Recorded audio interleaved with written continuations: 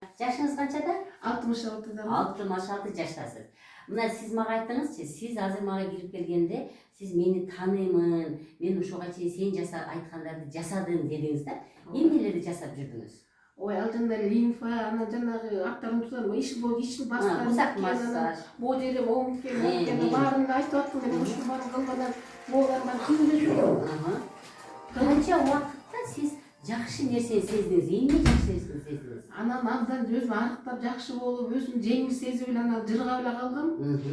Андан кийин жалкоолук деген бар да, жалкоолонуп анан унутуп калып же тойлоп кетип анан калып калат да. Жоксо деген жөн сен айткандарды кылганда Гүлсаны мен жөн эле жыргап эле сол эми ошону кайра баштайын, эми мен бурушпайм.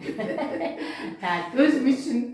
урматтуу мекендештер, мен эмне үчүн чыгарып атам? Мына чындыгында күнүгө ушундай адамдар келишет. Эми күнүгө эле чыгарганга убакыт болбой калып атат. Мына азыр дагы ушу эжекени сиз өзүңүз көрүнүп бериңиз десем, мейли деди. Демек, эмнени айтам? Мен силерге 5 көнүгүү берем да, урматтуу мекендештер. 5 көнүгүү. Демек, безге массаж, курсакка массаж, ич менен дем алуу, тамак ичердин астында өттү түртүү, тамак ичкенден кийин колду көтөрүү. Ушул 5 массажды ким жасайт? Чындыгында мына практикада мен атайын ушул эжени көрсөтөйүн дедим да. Мына кызы да жанында турат. Апам дейт, арыктап, өтө сонун болуп калды дейт. Мына өзү да эң сонун болуп калдым деп атат да. Урматтуу мекендештер, жакшы болушчу, мына жаман болуш бир паста. Күнүгө көрүнгөндү жей бериңиз, уктай бериңиз, кыймылдабаңыз, сиз 10 күндө жаман болуп аласыз. Бирок ошол 10 күндүк нерсени чыгарыш кыйын болуп калат.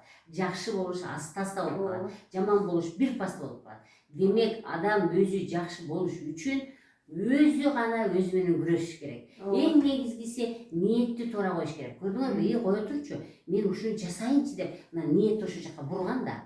А эгерде ошо ниетти аяка бурбаганда сиз жасабайт элеңиз да, чынбы? Ниетти ошол жака бурган, окуй мен ушуну жасасам ден соолугум жакшы болот экен деп, мына жасады. Кызы да айтты, абдан сонун болуп калган апам сулуу болуп калган болчу. Мен тиги байпайбар бул Гүлсана кызым сиңдимдин бул мен ютубтан көрүп жасай бердим да. Мен азыр келип атам, мен аны канча жылдан бери эмне келип атам да деп ушул кызды көрөйүнчү маңдайын деп анан десем кызым деген эле жүрүп алып келем деп алып келди. Алла ыраазы болсун ага да буга да.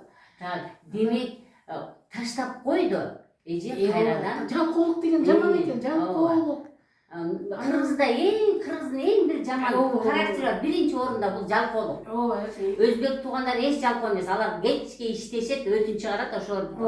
А биз деген жалкообуз, көбүрөөк отурабыз, жасабайбыз. Демек, азыр да болсо азамат. Мен айтам да, ким мен жакшы болдум деп келсе мен айтам, өзүңүз сизге рахмат дейм да. Сиз өзүңүзгө рахмат. Сиз өзүңүздү сүйүп, көрдүңүзбү? Өзүңүздү сүйүп кой турчу, мен жаман болуп баратам. Оңолоюнчу, бу дагы иштем деле жакшы болбой атам.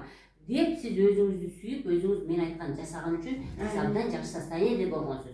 Бирок жалкоолуктун айынан адам кайрадан мурунку абалына келе баштайт. Ооба. Мына азыр эмне болуп атат? Кайрадан бир аз оң бөйрөк жактарын ооруп калып атат дейт. Моюндарга көбүрөөк папилломалар чыгып кеткен.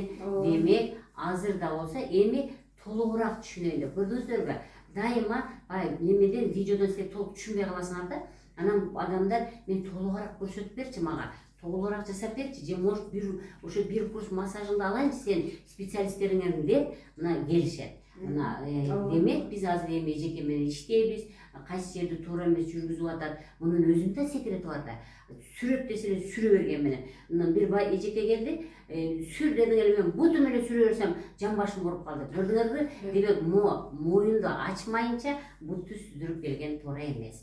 Демек, ар бир өзүнүн массаждын туура жолдорун ачышыбыз керек.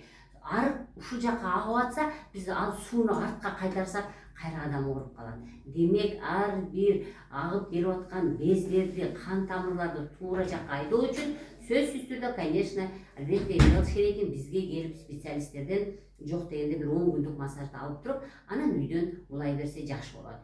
Мен сизге эмне деймин? Рахмат. Сизге азыр өзүңүздүн органдарыңызга рахмат айтабыз, ичинен сүйүнүп турат. Окой, эжекем азыр бизди жасайт, биздин органдарыбыз жакшы болот деп сүйүнүп турат. Демек, ар бир орган жакшы болуш үчүн адам 5 көнүгүүнү жасаш керек экен. Саламатта болуңуздар.